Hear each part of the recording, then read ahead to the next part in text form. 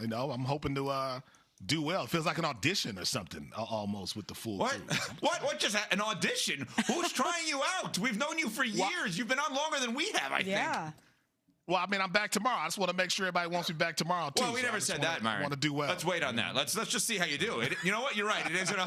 Let's see if Myron makes it back to tomorrow. What are you wearing, Smalls? You're wearing a jersey today? It's jersey day? I didn't know this. My soccer team, St. Louis City SC, I came home. They had sent me their latest jersey collab, this one with Tina Turner, who you may not know has St. Louis roots. I did not know that. The Queen of Rock and Roll moved to St. Louis when she was 16, changed her name to Tina Turner, and found her voice and her style and the music scene in St. Louis. So my soccer team did this awesome collab with the Tina Turner brand, and they sent it to me, and I didn't have time when I arrived last night to do any laundry, so I'm representing my squad, and they sent me some fresh clothes to wear because I don't have any right now.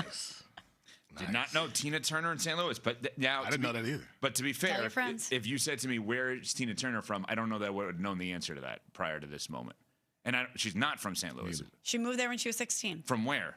Stand by, I'll tell you. Well, you probably should have known that before you did the big move there. Why? The first 15 years inconsequential. St. Louis is where she found herself. The first 15 years of Tina Turner's life, Myron, She's she just from said it's Tennessee. You can't say Tennessee. Tennessee's a huge music place. But she came to St. Louis and changed her name to Tina Turner and became the rock and roll icon that she was ultimately meant to be.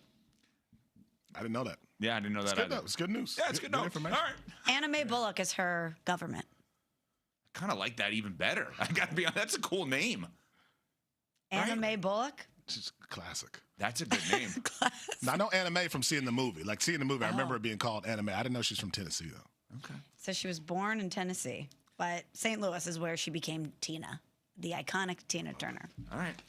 All right. Anyway, so we have a lot to get to today. Myron hanging out with us. The Seahawks are the world champs, in case people did not know that. They had a parade yesterday, and Ernest Jones, their stud linebacker, made our producers use the bleep button. Here's why.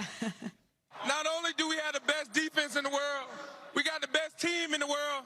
And quite frankly, if you got anything to say about my quarterback, you got anything to say about my defense, you got anything to say about our O-line, and you got anything to say about the city of Seattle, I got two words for you. You. I was waiting for come to death row at the end of that. I'm just saying, the way he just set that up, I needed shiny suits. I needed something there. I was waiting for come to death row at the end. If you get it, you get it. Here's the thing, guys. I get Ernest Jones standing up for his quarterback. I get Ernest Jones standing up for his team. He should. That's the kind of guy you want as your teammate. But are we just going to act like the critique, Smalls and Myron, is not historically fair against Sam Darnold? Why would his teammates want to put historical context around his career? They're sitting there looking at him being like, I'm a champion in part because of him. And Seattle obviously believed in him when they brought him in from Minnesota and gave him the contract. He said it was the first time in his entire career he felt comfortable and secure enough to buy a house because he actually felt like this organization believed in him and he could make a home there. Think about that. For somebody who was drafted number 3 overall, he felt stability for real for the first time in his career. And everybody in that building believed in him. He's talked about this a lot in the wake of winning the Super Bowl, that he would have never been able to do this without the belief of his family, the people closest to him, and the Seattle Seahawks. So yeah, of course, this is their moment to sit there and be like, we were right, you were wrong, and we are going to big up our guy, and Sam Darnold. Yeah, I mean, think about what happened to him, too. I mean, he won 14 games that the Minnesota Vikings were like, we'll go to the young player who's coming off a season-ending knee injury. We don't know if he's any good, but go ahead and do what you want to do in Seattle. We're going to pick him. So, I mean, Sam Darnold, I think, probably feels like he was slighted by the Vikings, overlooked, and now he found a home in Seattle and won a Super Bowl. His guy should be standing up for him like that. Understood. But let's just go through this for a second. I totally get having your quarterbacks back, right? He's been amazing the last 2 years. Where Myron is in Minnesota and obviously in Seattle. But let's not act like the body of work would not indicate more bad years than good years. Just overall. And I'm not trying to take shots at Sam Darnold. Any way I do this, it's going to come off like I'm taking shots at Sam Darnold. I understand that, so I got to live with that, right? But if you think about, just do the compare and contrast. Sam Darnold was in the NFL 6 years prior to the Minnesota year last year and the Seattle year this year.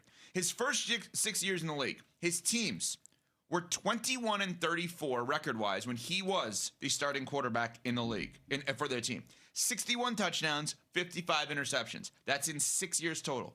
The last 2 years, his teams in the regular season were 28-6, 31-7 with the playoffs. He had 60 touchdowns, one less than the previous 6, 26 interceptions.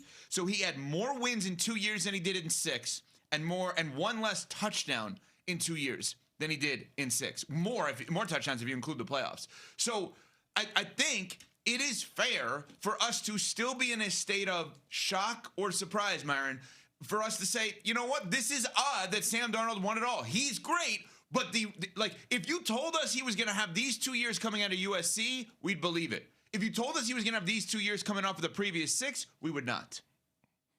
Yeah, I mean, a lot of that is because people want instant success from young players. I mean, Sam Darnold's not 37 years old. He's a young guy who found the right spot. And I think that, to me, is what you can give credit to. Last year in Minnesota, great system. Obviously in Seattle, great system. When you put him in the right situation, he has been pretty good. But who cares about what he did earlier in his career? That man has won a Super Bowl with the Seattle Seahawks. And to me, that makes him a top 10-ish quarterback. And I think that should be the focus. And I think those numbers you gave are more an indictment on the team and the organization around him than of his skill set. Because coming out of college, we, like you said, expected him to be this guy. And Sam Darnold's career is a lesson in patience. It's a lesson in resilience. And it really highlights the fact that a lot of these quote-unquote busts at quarterback may have been very successful if they had landed with a better organization, an organization that put the talent around them, an organization that knew how to protect them so they don't get the career knocked out of them, an organization that has stability and continuity with the coaching staff and the scheme. He wasn't good early on in his career. The numbers are the numbers. The lack of team success, I should say, is the lack of team success. But I don't put that solely on his shoulders. Guys, ask a quick question for clarification. Did you say lesson or lessons? Lesson. Okay. Because lessons is a word I'm unfamiliar with, so I thought maybe we had an early word of the day, but it sounded in my ears like lessons. It's lesson. Why are you laughing? I don't know. Something happened here. You used the word of the day and I didn't pick up on it already? Do you want to guess? I don't know what the word would be. Myron, you're nodding your head. Did I miss the word of the day already? I don't know. Okay, wait, hold on. Michelle. Yeah. I can't tell. Right? No, I'm going to say no. I'm going to say no. Okay. Which means I obviously did. But so we have people, Ryan Clark, on our network saying he's top 9 in the NFC. We have other people saying, Myron just said he's top 10-ish, which I think is very fair. But is it fair to critique Sam Darnold? Is it fair to still question Sam Darnold? Or are we not allowed to at all bring up anything? Like I said on the air, and I've been ripped everywhere, that I think right now he's ahead of Myron's hometown quarterback, not where he lives, but his hometown quarterback, Jordan Love. Like I think he's ahead of him right now. I think I've been somewhat complimentary to him. But I do think because of the nature of this man's career, it is okay to still wonder a tiny bit about who is he. That's not like you can't wonder who is Mahomes. You're not going to wonder who is Tom Brady. This is not this quarterback that was trending towards winning it all. Are you still wondering who Josh Allen is? Ooh. Am I relative to winning? Yes. Well, because Sam Darnold is the first person in that draft class to win a Super Bowl. He did it before Baker, he did it before Allen, and he did it before Lamar. So we're wondering who he is. He's the first one of a very decorated crop of quarterbacks in that 2018 draft class to win a Super Bowl. That's who he is. Understood. But, I love Jalen Hurts. Do people question Jalen Hurts? Yeah.